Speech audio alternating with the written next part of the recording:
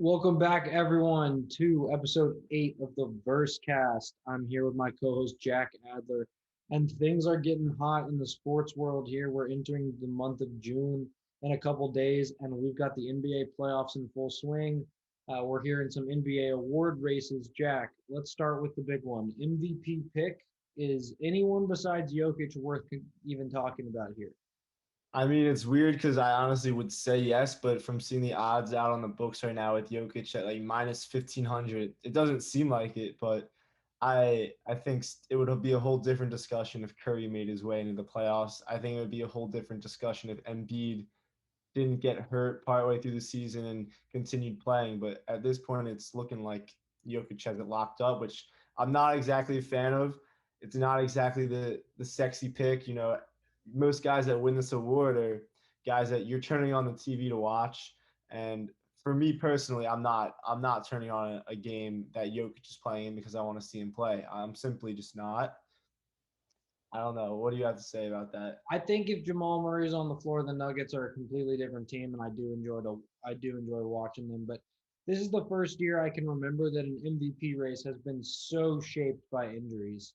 I think at any given moment, Embiid, LeBron, Harden, almost all of them had a week or two in the season at least where they had locked up the MVP, Yeah, only to be injured and lose that. So I even agree with Steph. you. I think if Steph beat the Lakers and got the 7 seed and was going up against Phoenix, even though they would lose to Phoenix, I think that would have given him an actual betting chance at MVP. But I'm not with you on the Jokic not being the sexy pick. I mean, this guy is the latest player to ever be drafted to potentially win the MVP. Vegas clearly knows it's a done deal because of those lines. I'm really happy to see a guy like Jokic who puts up 25, 11, and 8 get the credit. It's honestly the injuries make it easier for me to swallow because he completely deserves it. But without LeBron and Harden and all those guys in the picture, Jokic was the best player that played every game this season, and I think that's got to be considered. You think he was the best player in the league that played as many? How many games did he end up He playing? played all 72. That's one of the things about him is he doesn't miss games. Interesting. I honestly didn't know that. I'm looking at his stats now. He was playing 35 minutes a game too, which shouldn't go unnoticed. I At mean, point guard, at, as a center, pretty much. at point guard, at center, at every position basically, and without the star point guard, which I almost think gives him an advantage because it obviously having Jamal in the game, it is taking away from the amount of points he'd be scoring each game, but it's also making his life a lot harder. He's got to go out there every night and be the focus that every team's got their focus on him every night. And I mean, I'm sure he's getting doubled in the post, but the dude just has eyes in the back of his head. He's a sick passer along with his scoring ability, and I think that's at the end of the day why he's winning this award over Embiid because not only is he dropping 26 a game, but he's dropping 8 assists. Whereas Embiid's dropping more points, but I mean, he's just not the same type of passer, obviously. And Well, all these MVP players like Curry, like Embiid, like you can game plan for them, but you cannot stop them.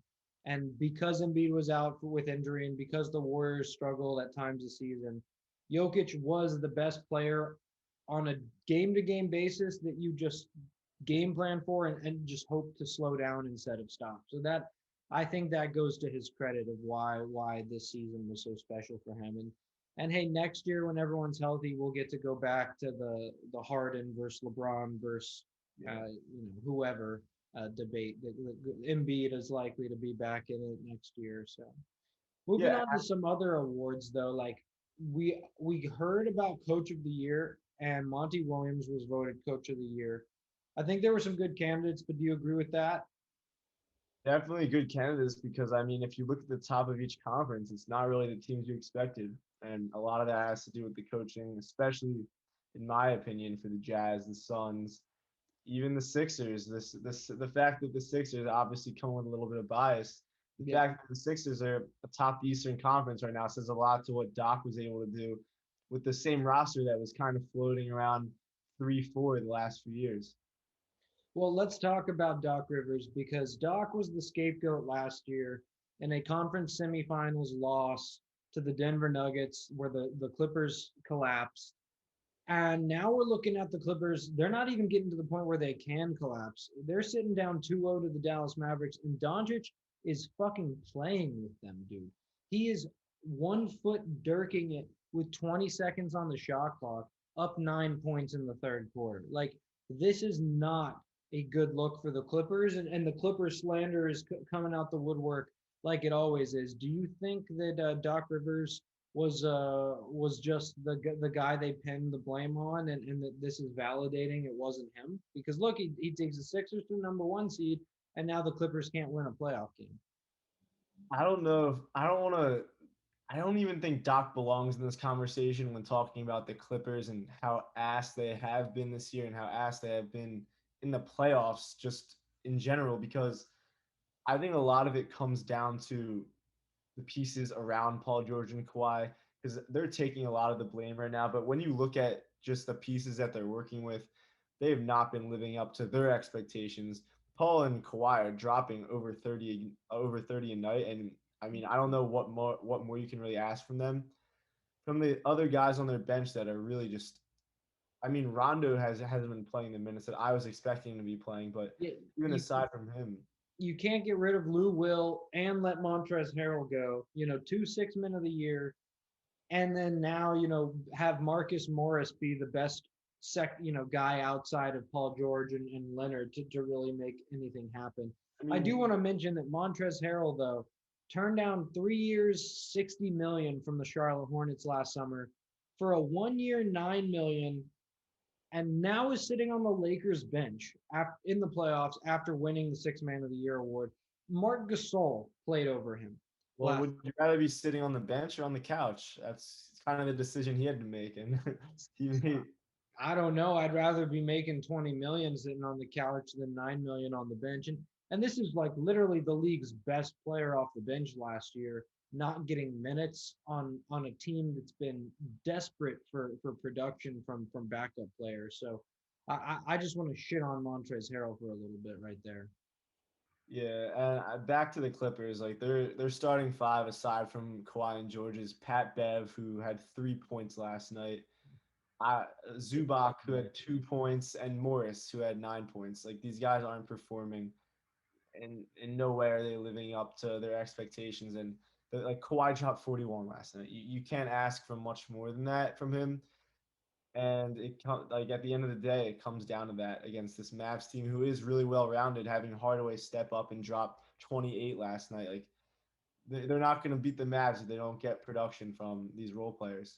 They're well rounded, but I don't think anyone thought the Mavs were going to be a powerhouse like this. I mean, I love the Doncic Porzingis pairing. I hated the trade rumors that came about. I think that they, should have 3 or 4 years together to blossom. But Porzingis plays well in the playoffs when he's healthy. I mean, he was great last year. He looks great this season, and the Clippers don't have the personnel to guard Porzingis. I mean, no one has the personnel to guard Doncic, but they don't have the personnel to guard Porzingis either. Yeah, and I mean, he's a true number two option for a good team. Like, obviously, when we were watching on the Knicks as their number one guy, that's just not the type of team that's gonna go anywhere. But he's truly talented enough to be like the number two player, I think, on a championship team eventually. Not this year. The Mavs aren't winning it this year, but Porzingis and Luka can be like the 1-2 punch of a championship team in years to come, I think. I don't think if the Mavs win this series, I don't think we can count them out from at least a conference finals appearance. Definitely can't count them out. I mean, they're gonna be going up against the Jazz Grizzlies winner, and the Jazz are just beatable. Like, plain and simple, just a beatable team. I think that they have what it takes to beat the Mavs 100%, but in no way is that a team that Mavs will go into scared of, especially if they take down this Clippers team. So let's switch coasts for a second. Talking about LA now, let's talk about the New York Knicks. All right, I see that you were telling me earlier the league is more fun when the Knicks are good. The fan base is loving it, but goddamn, did Trae Young put a nail in that at the end of game one?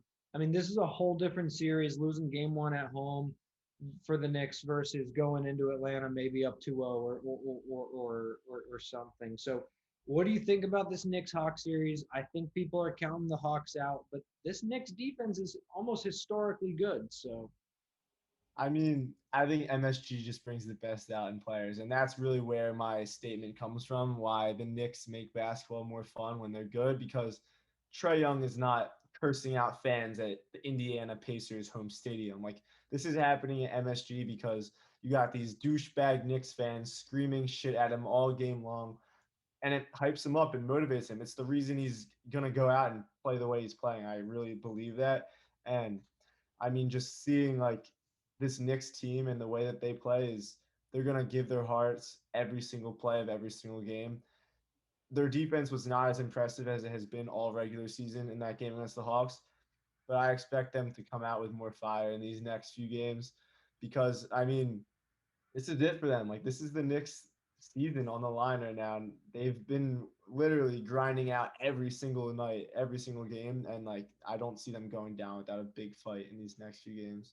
yeah, I don't see a way they lose game two. Obviously, by the time this comes out, game two will probably have happened. But I'd be really surprised if the Knicks go down 2-0 at home. And if they do, That's a jinx. the series is over. That's So, a jinx. They're definitely losing now. I'm putting all my money on the Hawks after that was said. well, we might have to verse on it then. So, Let's do um, it. what other series are catching your eye? I think the Phoenix Lakers series is really it could be an all-time classic when it's all said and done. I hope Chris Paul stays healthy because everyone knows the playoffs are also more fun when Chris Paul's healthy. And if his team is good, he's bound to get hurt at some point in the playoffs. So I think going into the series, it was bound to be an all-time classic if the Suns actually played up to par. And the Suns are playing up to par. They're competing and they're showing that they are legit. I was honestly wondering if they were gonna. I mean, just having Chris Paul on the team obviously makes it a completely different team. But I was wondering if D Book and Aiton were gonna be able to actually compete with LeBron, with AD and this Lakers team, but they show that they can. And CP3 being injured will definitely change the series a bit. But at the end of the day, for me personally, give me playoff LeBron over anyone that he's facing. I think that the Lakers will eventually end up dominating this series. They showed last night that there is a possibility they run away with this thing. And of course, as usual, LeBron goes down 1-0. It's such a classic narrative. LeBron goes down 1-0. Everyone's like, oh, LeBron's washed. He's done. He doesn't have it anymore. And then he comes back, wins the next one. Very good chance he sweeps the rest of them just because that's how he rolls. But I don't know. That's just, it's a classic. Like, when will people learn to stop doubting LeBron? Seriously. it definitely is. And the only reason I could see the Lakers not getting out of the first round would be because neither of their best players are to their apex health. I think LeBron could tweak his ankle that people say is still going to linger with him. But LeBron can get poked in the eye and not be at full health though. He's old now. What yeah, that was happened? a record-setting flop for how long he stayed down. But well, the Brooklyn Nets look dominant as ever, and while we may get a Knicks Nets second round series that we would all love to see, I'm not sure we're going to see anyone beat the Nets until the conference finals. Maybe the Knicks could get one. Nah, the Knicks. If the Knicks win, they play the winner of Sixers Wizards. Oh, Nets. really? The Nets have Bucks Heat. Oh, yeah. No, then I changed my whole response because the Bucks look tremendous, and I think the Bucks match up very well with the Nets and could give them trouble. I want to correct you. The Bucks looked tremendous in Game Two. They looked like trash in Game One. The Heat are the Heat. They have that playoff experience now from last year, and I think they're capable of putting up a fight. But at the end of the day, the Bucks are gonna win that series with ease. They aren't touching the Nets. I think the Nets sweep them. I'm actually Really, very confident in that. Like a sweep. Giannis, Giannis needs to learn how to shoot if he wants to be able to become a true championship contender. I don't think anyone matches up with the Nets better than the Bucks in terms of Giannis. You have Drew Holiday, who you can put on Kyrie or Harden. You got PJ Tucker. Chris Middleton's got great length. He's in a perennial all star, as Shaq says. I mean, they got the guys that can actually match up with Brooklyn. Philly doesn't really, and neither does New York or Boston. So I don't know. I think Brooklyn and Milwaukee, that would be the closest thing to a close series for the Nets. I'm saying the Sixers can match up with the Nets, and I believe that 100%. I think that size wise, defensively wise, they have the best matchup for the Nets. The Sixers can very well. I don't know who's guarding Embiid on the Nets. First of all, Blake Griffin is not staying in front of him for. They got DeAndre Jordan. Okay, still not staying in front of Embiid, but in terms of KD, Harden, Kyrie, you throw Simmons on Harden, you throw Tobias on KD, which is definitely a tough matchup for him. But you throw Danny Green on Kyrie, and honestly, like this is a team that can take on the Nets. I really believe that. I think the Sixers could take on the Nets, but I don't think it's because they match up well. I just think it's because they could. I do think you're right that Embiid is gonna pound in the paint against Brooklyn. And I think Milwaukee will do the same. Like Giannis will probably average like 36 and 20 in the series, next series, win or lose, just because no one's gonna be able to Yeah, stop him. and they don't play defense. These stars on the Nets either. And honestly, when if the game's coming down to the wire, everyone's gonna want the ball in their hands. Surprisingly enough, though, Harden's been very passive. He's taken on a role of being like the pass first point guard, and that's shocking to me.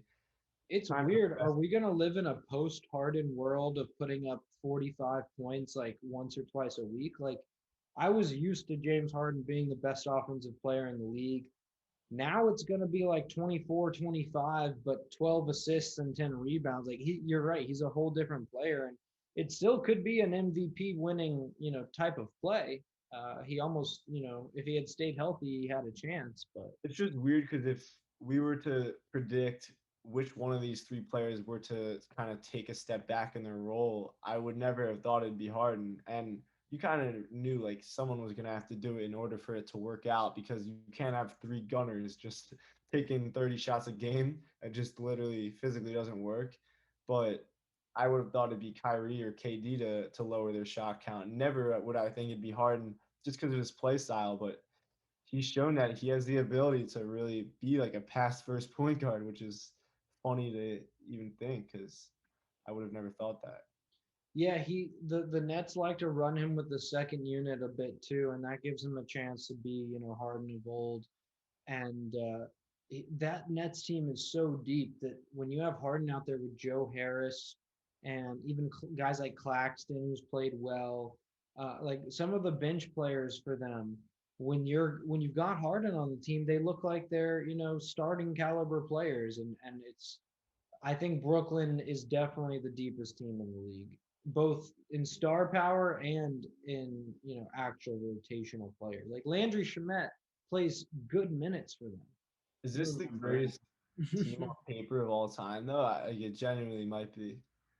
Yeah, I definitely think all love to Clay Thompson, but there's no comparison between James Harden and Clay Thompson. No comparison. And even going into their bench, like these guys are role players on this team, and they would probably be like high end starters on any other team in the league. Talking about Joe Harris is the fourth option on this team now, which is kind of he dropped 30. 25, yeah. He balled the fuck out last night, and these guys are like they would be legit as starters on other teams in the league, and Landry Shamet especially. Dude's a baller, and he's coming off the bench and stepping up for these guys. Then, like on Mike paper, James, baby. Mike James, Mike bitch. James, Beast, Claxton, and then even Blake Griffin and DeAndre Jordan are two of like the greatest players of our like generation are just like nonchalantly sitting on this team as like Griffin looked nice last game. He had two great dunks. and I mean like LaMarcus Aldridge is out for the season now, but imagine if he was still in the mix. And he This started games for them. Like on paper, looking back, like LaMarcus Aldridge gets a fucking ring, yeah, maybe. but that's crazy because on paper this is probably the craziest team in NBA history. in terms of star power, from the top down. It's And crazy. here in Brooklyn, nobody gives a fuck. Who gives a fuck? That's the craziest thing. Like, hopefully they win a ring, so because we're not gonna hear it from anyone. We don't Yeah. have to listen to anyone brag about it. All right, well, let's wrap it up. Let's get your series picks for the end of the first round next episode. If the rounds are over, we'll see how we did. All right, so Jazz Grizzlies. I'm going Jazz in 5. I don't think the Grizzlies win another one in this series. All right. Clippers and Mavs. I definitely think the Clippers will climb their way out of the hole. I think they'll end up winning in 7. I could be wrong. And then let's see, Nuggets Blazers. I want to say Blazers. It's really I'm confused because I would expect the Nuggets to be honestly like just not living up to what they were last year just without Jamal Murray in the mix, but I'm going to go with the Nuggets because it just seems at this point that the Blazers can't really consistently like play up to pace with this team, and I feel like the Nuggets at the end of the day just have a better all-around roster.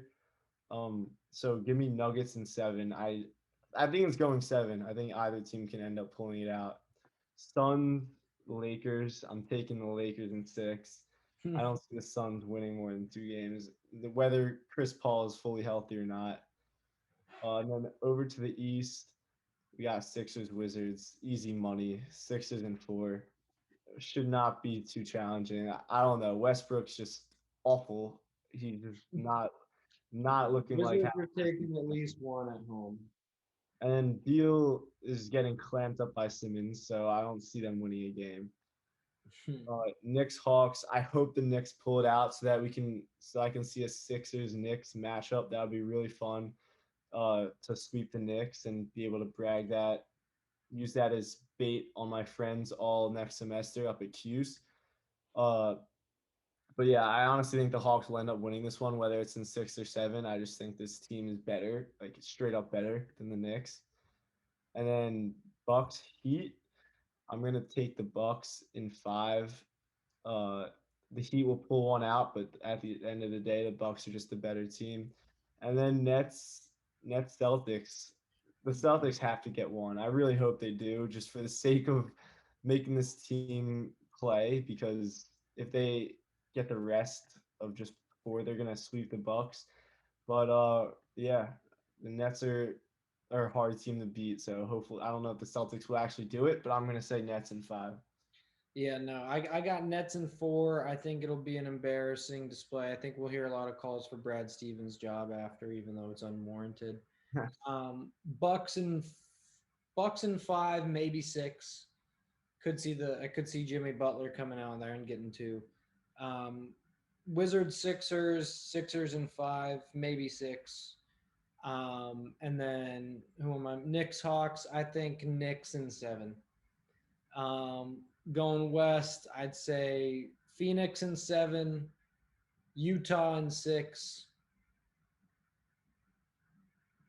Denver versus Portland. I'm gonna go with Portland in 7, and then Dallas in 5. I I don't think I don't think the Clippers have a chance at pulling this back, but we'll see how we do. We'll check this out next time, and thanks everyone for tuning in to this episode. More episodes coming soon, and check out our beta app. The link is in our bio. Thank you, everyone.